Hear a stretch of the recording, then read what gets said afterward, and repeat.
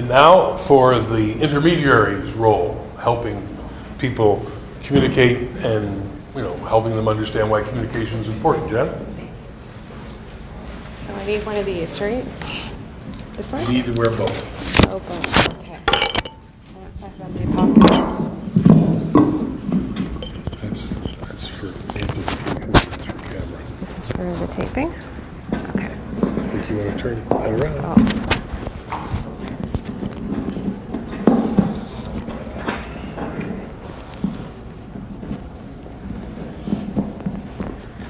These are okay? Okay, well, thank you. I know I'm the last speaker of the day, and hopefully I can kind of add a bit of a conclusion to what we've heard today. We heard from some great journalists who talked about their role and what they're trying to do, and we heard from Rich Hewson, who talked about what he can do. And I'm hoping that what I can do today is talk to you a little bit about the communicators that are here on staff and how we can help you to get your message out, and the network that we have, and how we can just help you when you have those challenging times, or when you're trying to just communicate your message. You've got some news you want to share, how to go about it.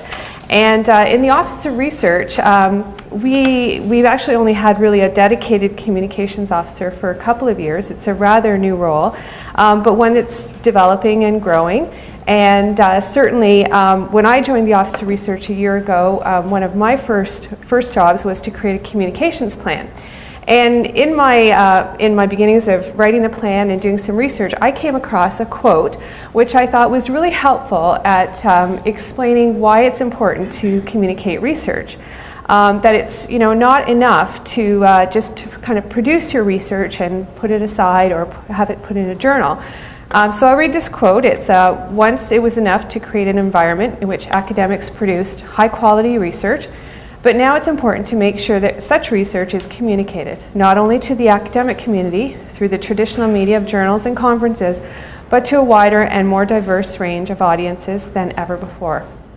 And we've heard today that certainly there is an accountability.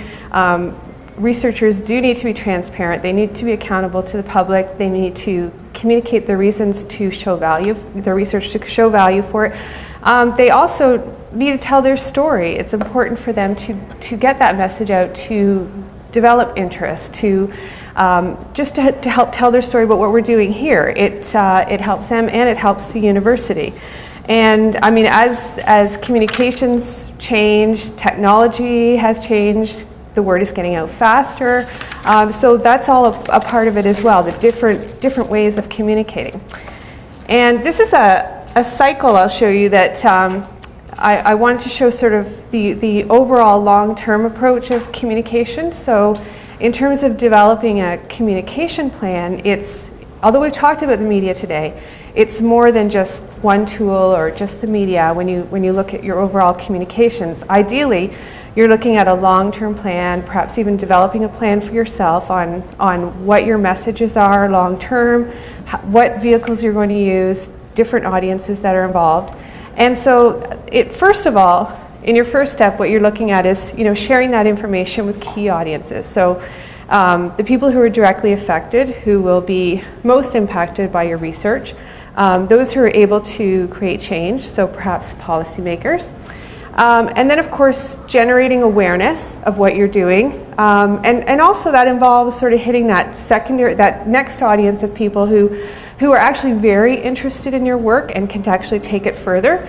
And so it's telling that story and using things like funding announcements and other situations of the media is calling you to tell your story about what you're doing, sort of something that lands in your lap, and using it as a hook to tell your story. Next, you're hoping you're going to create some change with your work. So that's either having the media take it further, telling more stories, seeking you out as an expert, trying to seek you out to when they're doing a story, they're looking for the experts who can offer those answers, and they're actually coming to you. And then, of course, building support for your work. So and therefore building support for more research funding. So if you're looking at different audiences, it's not just the media, and it's not just about getting into the newspaper. It's also about reaching your funders, reaching and other audiences that you determine to be valuable in helping you with your work. So communicating what you're doing and how it's valuable, and therefore expanding your research even further and hopefully bringing in more research dollars. So in terms of the communication support that exists, in the Office of Research, one of our roles is to help build high-level research communications. So to create the brochures that offer a little bit more support, have a research dedicated website, so to tell more research stories through our website. In conjunction with the other communications officers on campus, helping you to determine what your story is, so find that story.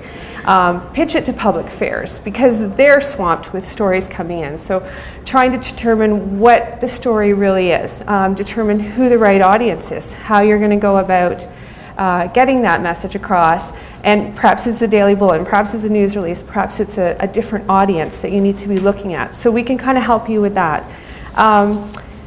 And of course, providing additional support. So, there was some comment today about the different cultures that exist between the media and the researchers, and the different expectations that exist. And we can help you with that, help you to try to figure out the right strategies, as Michael was saying, and how to handle those situations that come up. I know I've seen some cases where researchers do a really good job of communicating with the media, and I've seen some where they've kind of backfired, and there was some comment today about researchers who have had their challenges. I guess what I would like to offer to you is that we do have support on staff to help you navigate that. I had one case which was kind of interesting, and it was a researcher who was trying to sort of dodge the media, thinking that he was busy writing a grant proposal, thinking that he perhaps even to me, sort of saying that I was hearing that he wasn't available, he was difficult to track down. So in not recognizing the media deadlines and not recognizing that he should speak to the media, we had a really determined reporter who was after him. And it kind of backfired in a sense. He actually got the researcher's phone number, called him at home, and unfortunately his wife answered the phone without knowing what this was about, and just asked, "Can I speak to so-and-so?" And his wife said, "Well, are you calling about a squash game this afternoon?" So here was this researcher who was sort of feeling he didn't have time to talk to the media. But then I got the call saying, do you think before or after his squash game he could find some time to talk to the media? So it didn't really do so well, and I think had he talked to the communications people who can help him, he might have found just a better way to do that. And I think in the end did end up talking to the media, but probably had a tougher interview as a result. So I guess really I just wanted to let you know certainly that there are people who can help you. As I mentioned, we all work together as a network. Certainly I think your faculty communications officers are the first step to take, first people to talk to you about your goals, and the rest of the team kind of works together, whether it's an event or media release or a brochure, website, whatever it is. We all are here to help you, and certainly I will give you my contact information, but I know Michael is here today and Colin, and they're certainly, you're probably already somewhat connected with the others in your faculties, but certainly we're here to help you. Thank you. Now, will you take questions too? Yeah, certainly. And I'll take questions for Michael or Colin as well, right? Okay. Okay, any questions about the intermediaries, how they can help you? Before I get to questions, I'd just like to prompt Michael to make a comment about the live two-way satellite link-up studio capacity we have on campus that nobody knows about. That Rob Davidson maybe is interested in as our faculty are. Sure. The University of Waterloo. Michael, do you want to stand up? Michael Strickland? And where this came University of Waterloo is a double-edged studio, which opened last year, which allows you to sit in a studio here on campus and do a live two-way interview with reporters for Daily Planet, Discovery Channel, ABC, CBS, anybody around the world, which means you no longer have to drive into Toronto if somebody wants to do a national interview. So we can do it here from the comfort of campus, and it's just one of the many services Center of Media Relations at the university can help you. And if a media person got called and a faculty member agreed to do an interview, Call me and we'll fire up the studio. how much lead time? Because generally it's something you're going to have to offer up to the reporter.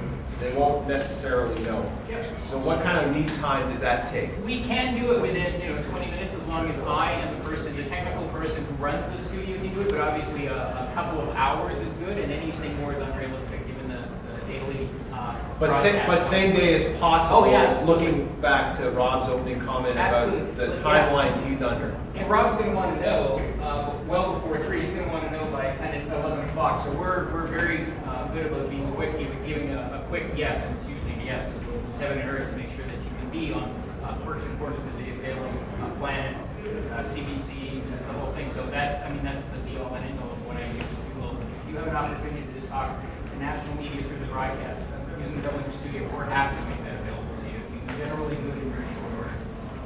Jim, you had a comment? Radio Studio with ISDN. No, but we can do that from the Double Ender Studio. It's an ISDN line. Sorry, you know what? We should chat. I told there's a workaround. Okay.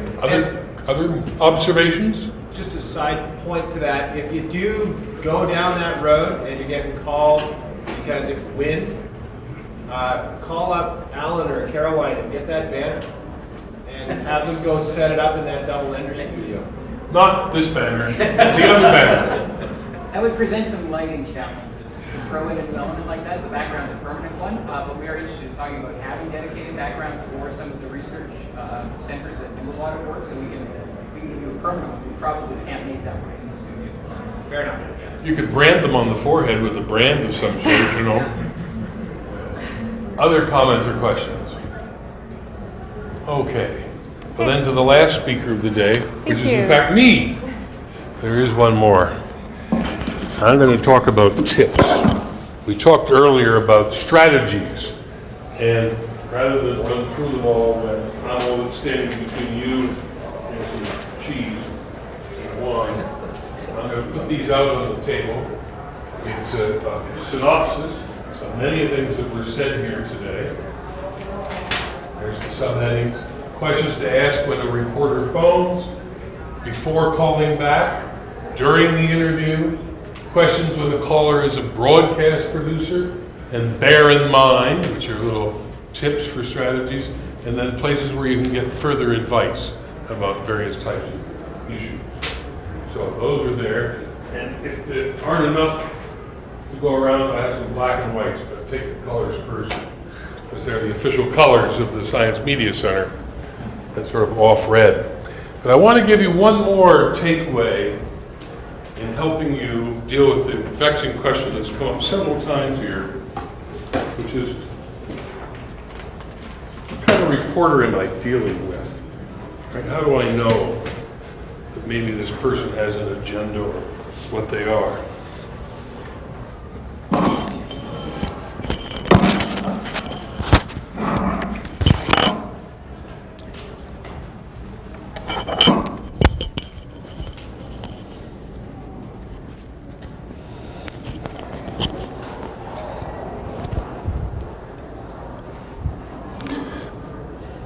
And this will be something that you're all familiar with.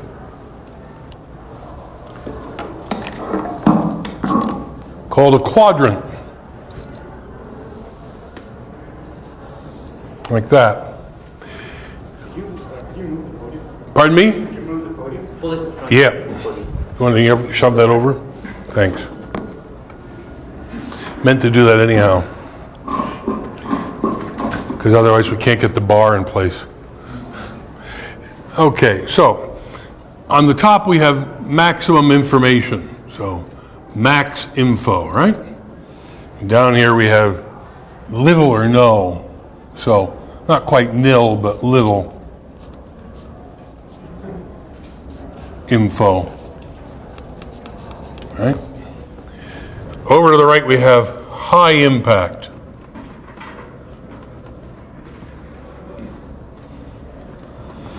Over to the left we have, strangely to say, low impact. you can in fact categorize almost all journalists into one of these 4 quadrants. Not quite Pascal's quadrant, but nonetheless a quadrant. And you do that during that opening comments on the phone, or when you do your little quick Google search before, I've got somebody in my office, can I phone you back in 10 minutes and let your fingers do the walking? And you try to figure out where they are. So if your research shows that they produce the type of stories that have very little information in them, low information, and very low impact, they're what would be called in Quebec the type of reporter who does crushed dog stories, chien à crasser, meaning the little tiny little briefs in the back of the paper that they fill up things with, right? And I always get criticized by my colleagues because I can't spell écrasé, so I'm not too good on the accent, but something like that. Crushed dog stories, right? 2 S's and no S on the end. Thank you. Écrasé, no S, because it's only singular chien, right? If I made it plural. And how do you deal with them? What's the strategy for dealing with them? They only need the absolute minimum information because they're only interested in a very little amount of information, and they don't need you to give them any takeaway quotes or killer quotes because they're interested in low impact, and they can't handle it anyhow, right? So this is complete minimalist. You tell them the absolute minimum that you can possibly do, right? So that's when you know they are. Okay, what if they want maximum information? One of these people who says, can you send me all those papers, and what are 15 more websites, and who else has done about this, right? But your research shows that what they produce is low impact. In fact, you can't find much that they produced. And what they actually are frustrated researchers. People who never finish their PDFs, right? That sort of thing, right? And for them, your best strategy is you just swamp them. You send them all those papers, right? You just flood them with every bloody piece of citation you can, and every PDF you can send them, and every website you can think of, and you'll never hear from them again. They just bury themselves, right? And your problem's gone as well. So I just got rid of 2 of your problems, right? They're gone, right? Third one, high impact people, but they don't, not much information when you look at them. These are what we call sensationalists in the business, right?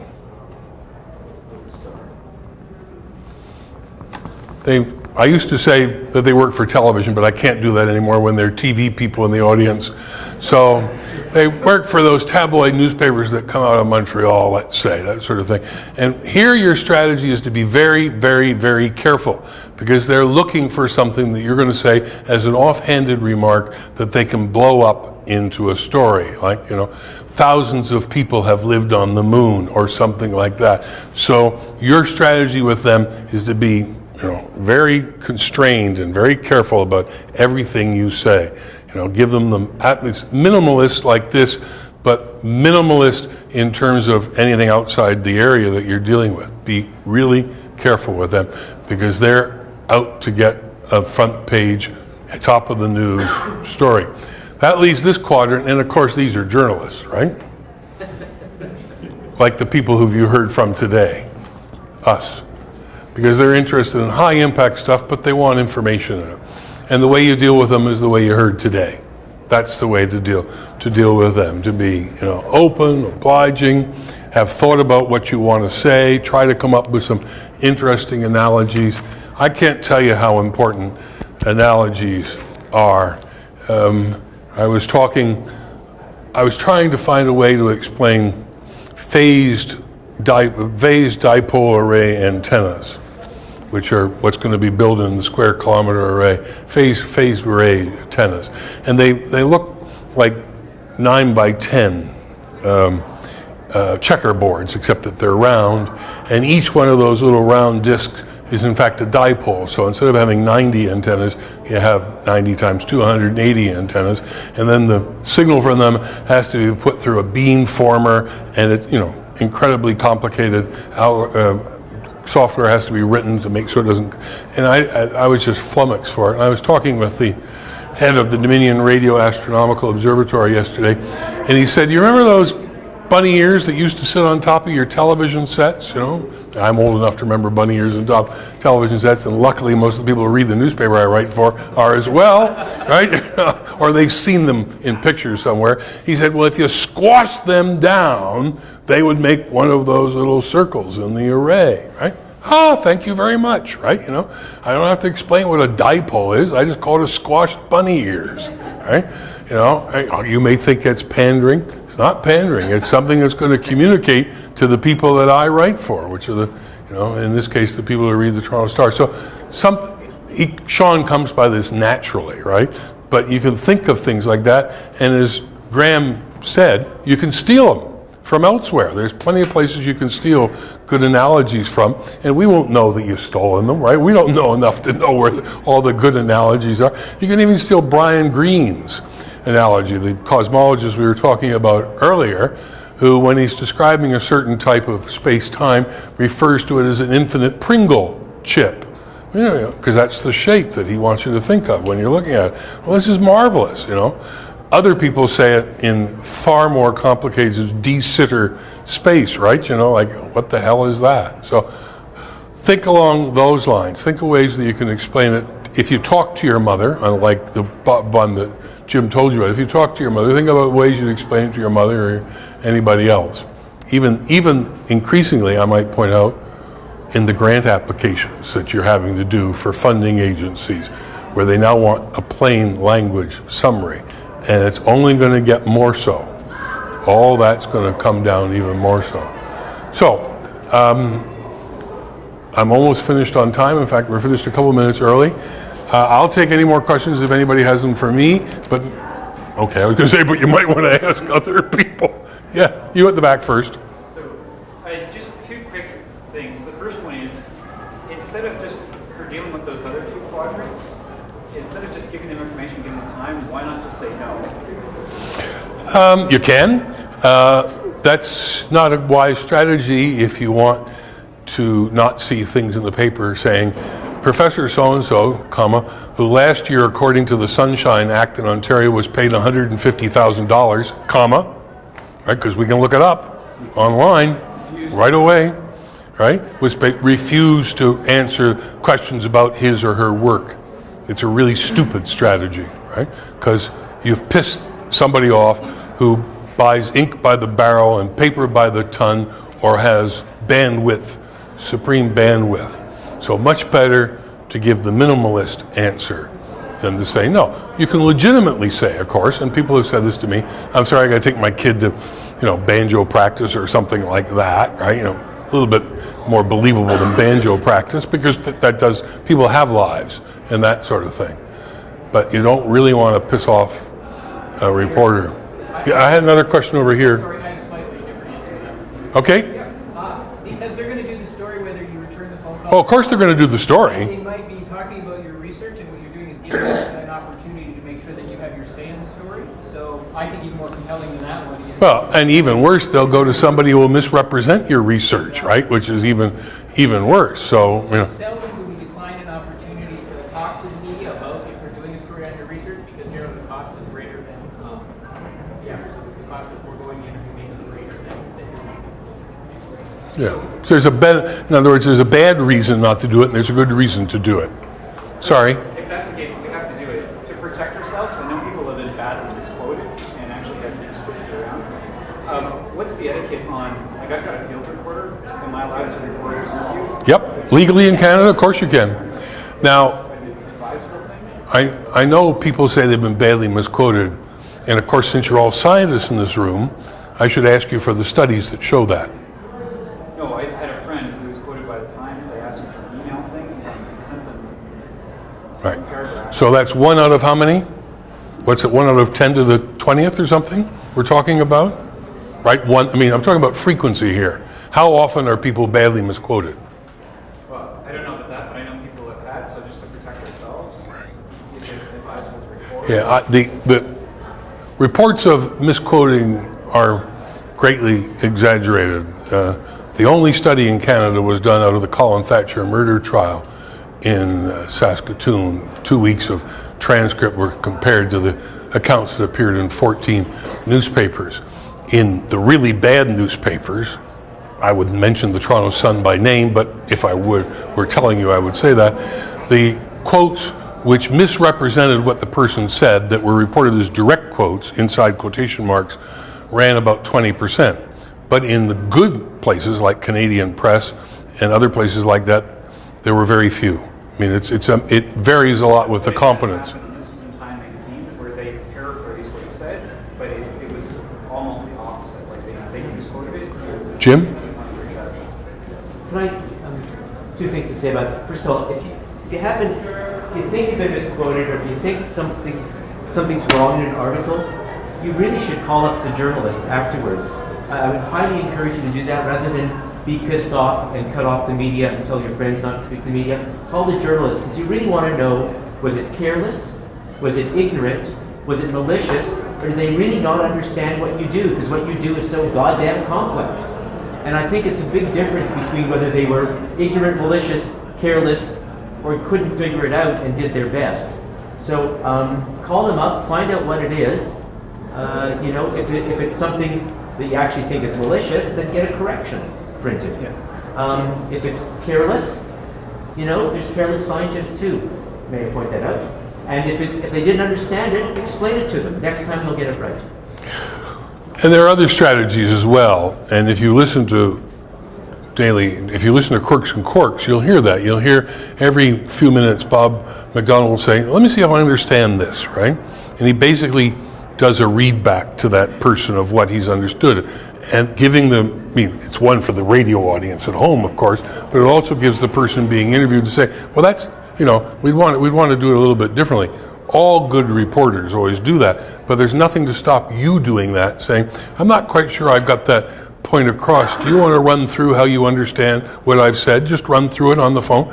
And most people will be only too happy to do so because they're trying to figure out what the hell a phased array is, right? And they're right out of their comfort zone. So they'll be only too happy to say, I don't quite understand. So that's a good strategy to do it. Say, could you, if you got what I was trying to say, you want to run through it so I can see it's you, of course, I'm the guy.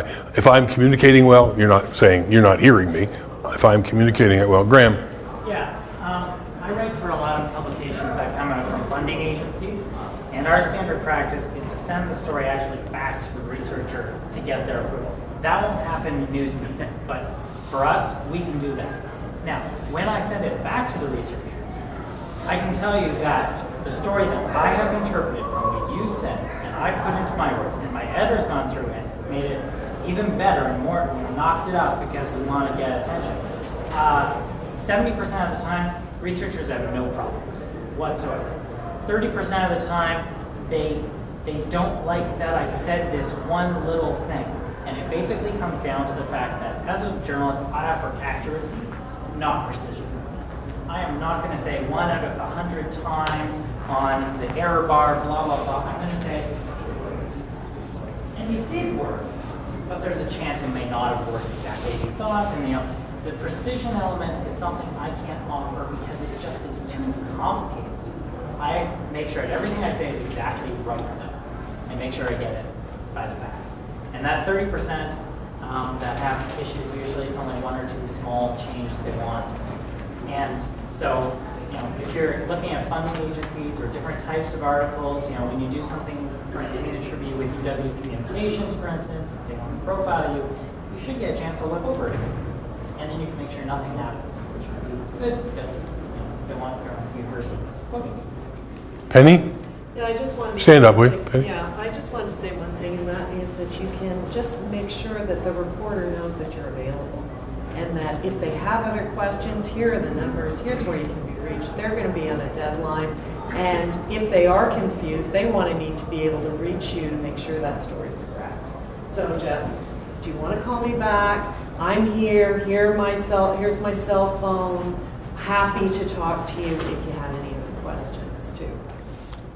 Another question here. No, I had a waiting question here way back at the beginning. Michael? No? Sorry. I'll get to you. Yes? Well, one of the things that I want to know is are there any resources for us as researchers to help us perfect our pitch? Well, the university, I'm sure, has resources. Michael, you want to talk about it? Oh, yeah.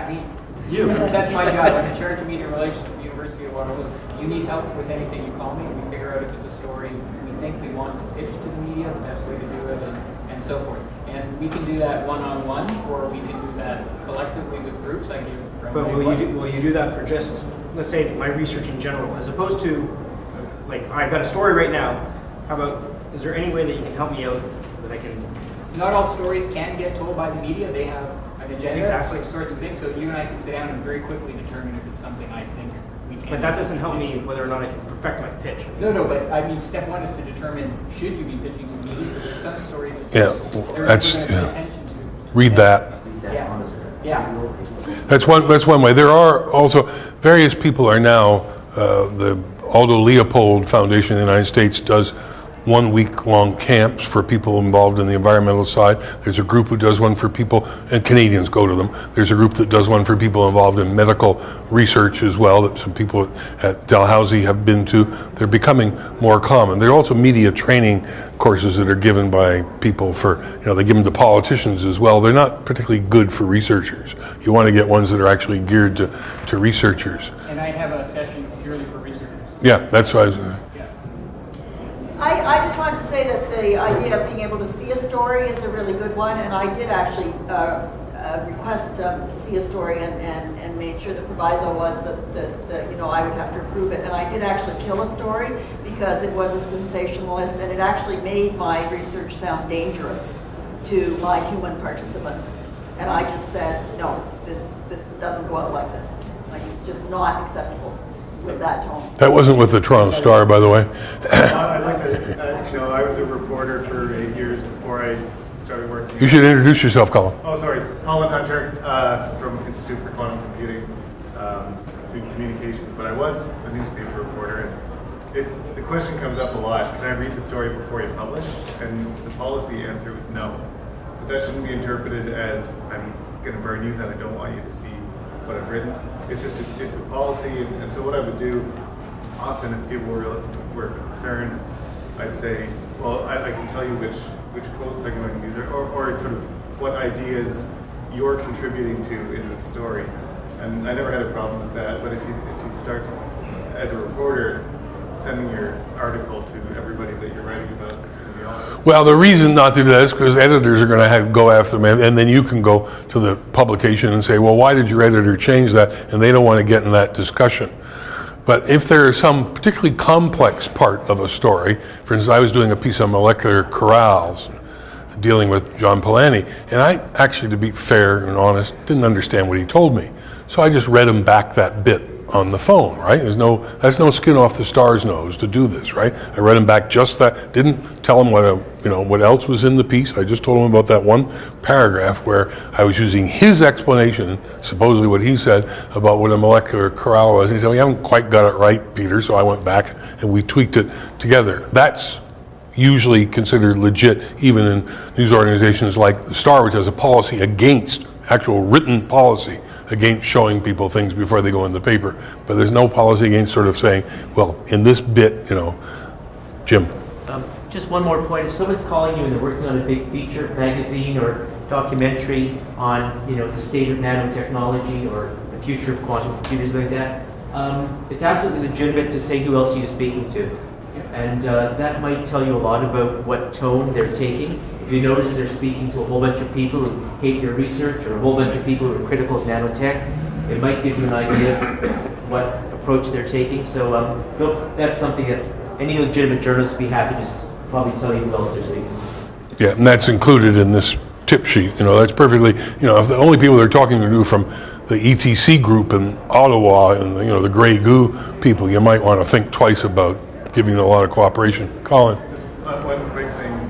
If the reporter journalist that you talk to seems to be kind of stupid and asking really dumb questions, they're probably not stupid, but they're trying to get you to say these things in a way that the readership or the viewership can understand. So don't assume if the questions are really Mickey Mouse that the reporter doesn't get it. They just need you to. Yeah, there's no use you explaining molecular corrals to them in a way that no one else can understand. They've got to get them to say, yes. You can see the difference of what Colin's referring to if you look at, say, a journal article versus a newspaper article. Clearly, the journal article is not written for a grade 4 readability grade level, which tends to be where newspapers are written for. Not because the readers of the newspaper... Grade 8, please. Oh, sorry. Grade 8, you know, I take umbrage at that. Fair enough, but it's Grade 8. It's not because the readers aren't as intelligent as people who haven't heard of it. I think it's because they're reading the newspaper on the bus on the way to work, or they're quickly going through it. So it's not dumbing down, it's not that they're not smart, it's that they want to get the information quickly, and that's what the reporter is trying to do. Take your very complicated information and present it in a simple fashion for the audience.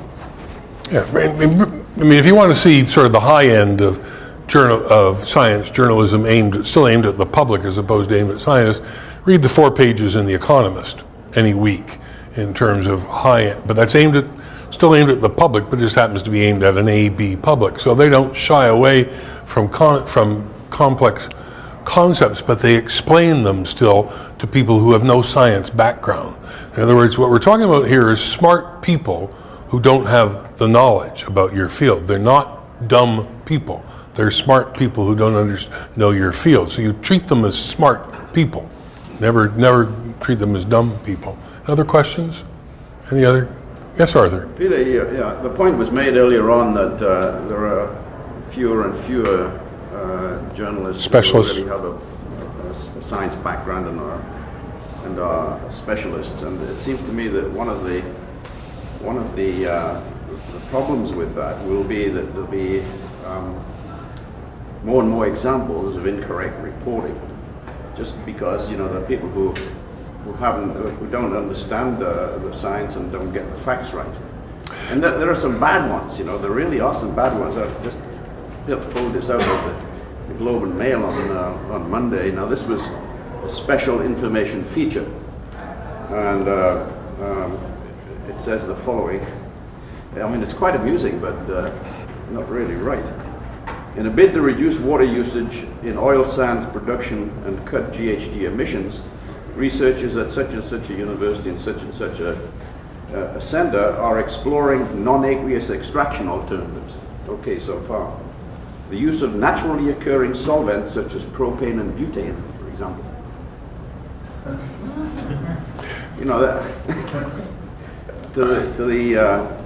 The person who doesn't know any chemistry, this might not seem so bad. Do you know what a special information feature is? It's paid advertising. That wasn't done by the Globe and Mail staff. That was written by the oil industry. That brings me to the other question. Should scientists, this is serious, should scientists feel an obligation to actually report or challenge science, non-facts or falsities? God. You gotta have the rest of your life, Well, I realize, but it could get worse. I'm just saying that. Penny, what do you think? Oh, I think they have a responsibility to step up and, to the best of their knowledge and experience, answer and explain what they see as the truth. Absolutely, absolutely. Well, what they see is the facts. Yeah. In this case, I don't buy that. I buy that not having people who specialize in certain types of coverage will lead to more and more problems. I agree with that. I don't think that actually follows that the people who did specialist coverage had themselves to have science degrees, because Cornelia Dean, the New York Times person, when somebody would say to them, all you guys should have a PhD, and she would say, in which field? Right? I mean, I'm going to have a PhD in endocrinology. It's not going to help me with you at all. So it's not the degree that matters. Some of the best science reporters around were and still are generalists, complete generalists with no science background. But they've been doing it for some time, and they've developed antenna, about things, and particularly about the importance of precision and accuracy. So I agree with you that you're going to see more of that. You're seeing more of it in other fields as well. You're seeing it in the financial pages.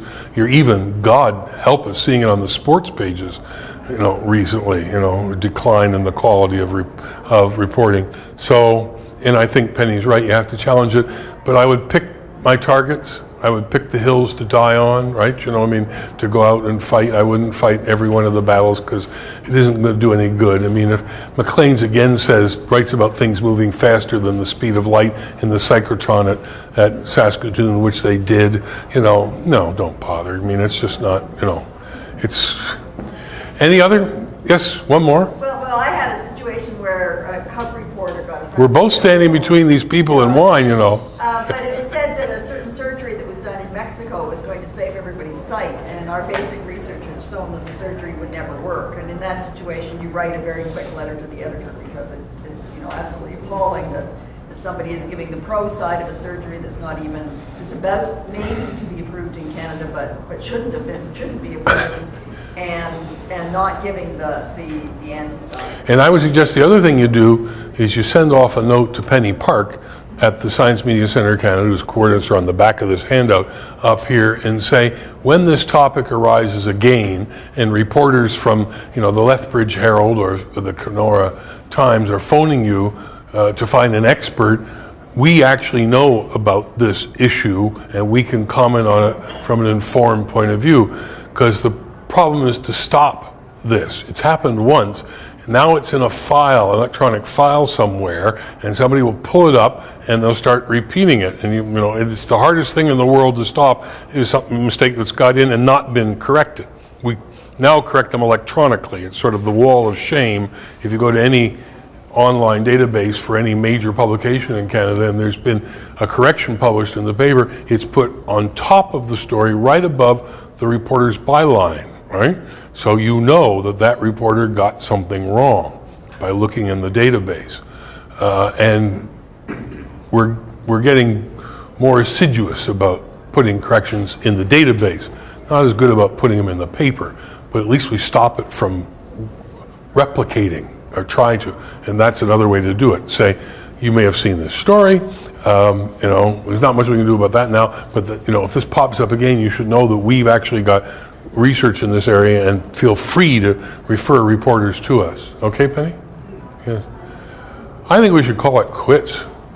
Thank you very much for being such an attentive and inquisitive audience.